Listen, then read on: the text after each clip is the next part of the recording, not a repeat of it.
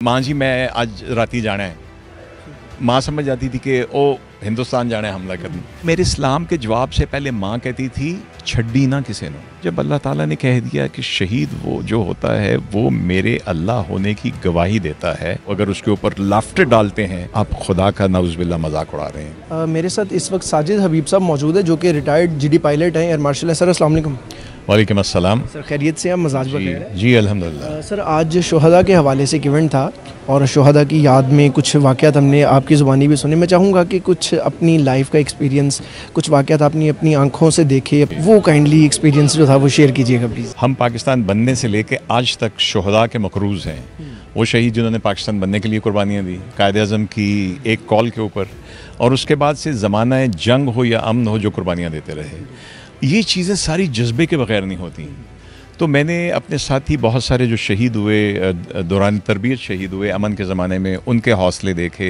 मैंने अपने बड़ों से जो एयरफोर्स में थे उनके हौसले देखे। मैंने अपने जूनियर्स के हौसले देखे। हमारे एक सीनियर थे, मुझे याद है कि रईस रफ़ी साहब 65 वॉर में भी लड़े, 71 में भी लड़े। तो एक दफ़ा उनका जिक्र हो रहा था उनकी बेटी से कि आपके अब्बा के क्या ख्यालात होते थे, क्या करते थे। कहने बड़ी मज़े की बात बताई।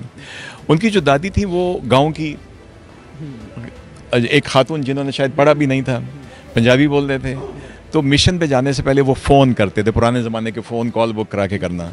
तो वो कहते थे माँ जी मैं आज राती जाना है। माँ समझ जाती थी कि ओ हिंदुस्तान जाना है हमला करने। तो कहते हैं मेरे इस्लाम के जवाब से पहले माँ कहती थी छड्डी ना किसी ने, और जब मैं वापस आके करता था तो फिर इस्लाम का जवाब बाद में, और पहले कहती थी किन्ने मारे ने। किन्ने मारे ने उनका मतलब था कि मतलब दुश्मन के लिए गए हो को पहले तो दुश्मन को छोड़ना नहीं, और फिर आके करते तो तुमने अपना काम किया कि नहीं। एक एक एक एक गांव की खातून के लिए तो वो था ना कि किन्ने मारे ने, नॉट कि कोई बॉडीज काउंट करनी, लेकिन कि तुमने अपना काम किया कि नहीं। मैं ज़माना अमन की बात है, जब हमने पाकिस्तान एटमी धमाके करने थे, मैं एक स्क्वाड्रन को कमांड कर रहा था। तो हम उस वक्त हमारा जो एक एरिया था, मेरे जो जहाज़ के स्क्वाड्रन थे, हम हमारा जो जिसको हम कहुटा कहते हैं फॉर एग्ज़ाम्पल, हम उसकी ज़िम्मेदारी थी, हम उसको संभाल रहे थे, देख रहे थे, क्योंकि खदशात थे कि दुश्मन हमला कर सकता है। उन्होंने पहले एटमी धमाके किए थे, फिर जब हम करने फैसला किया तो आपने जो उस ज़माने के लोग हैं बड़े थे उनको याद होगा कि खदशात थे कि दुश्मन हमारी तनसीबात को तबाह कर सकता है। तो हम ड्यूटीज़ कर रहे थे, उन ड्यूटीज़ में था कि रोटेशन में करते थे। तो एक फ्लाइंग ऑफिसर गुस्से में मेरे ऑफिस में आया। अब वो गुस्से में आके अपने ओसी से बात कर रहे हैं, मैं हैरान रह गया।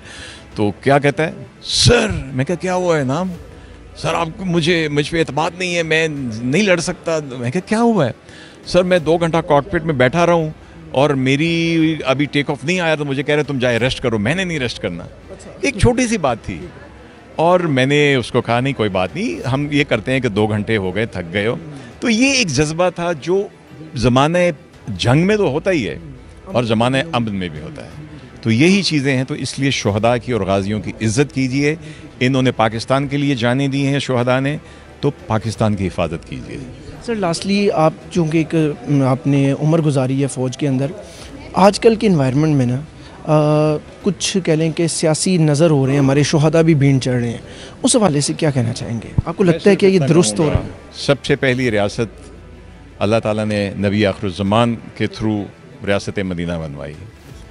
फिर उनके एक अकीदतमंद एक मुसलमान ने, कायदे आज़म रहमतुल्लाह अलैह ने, तकरीबन 1400 बरस के बाद एक दूसरा ममलिकत बनाया। इस्लामी ममलिकत फैलती रही और ऑटोमन एम्पायर थी, ख़त्म हो गई, फिर पाकिस्तान बना। ये मुल्क है जो वाकई एक दूसरी इस्लामी रियासत के तौर पे बना है।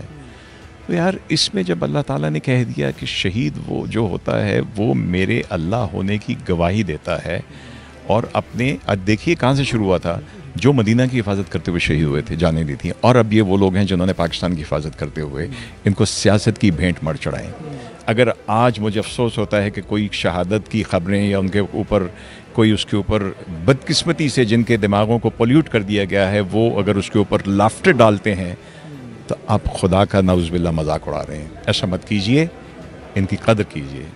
बिल्कुल ठीक है, बिल्कुल ऐसे ही है कि शोहदा उनकी इज़्ज़त सबसे पहले है, बाकी तमाम चीज़ें बाद में। सर बहुत शुक्रिया आपका, आपने कुछ अपनी लाइफ का एक्सपीरियंस शेयर किया।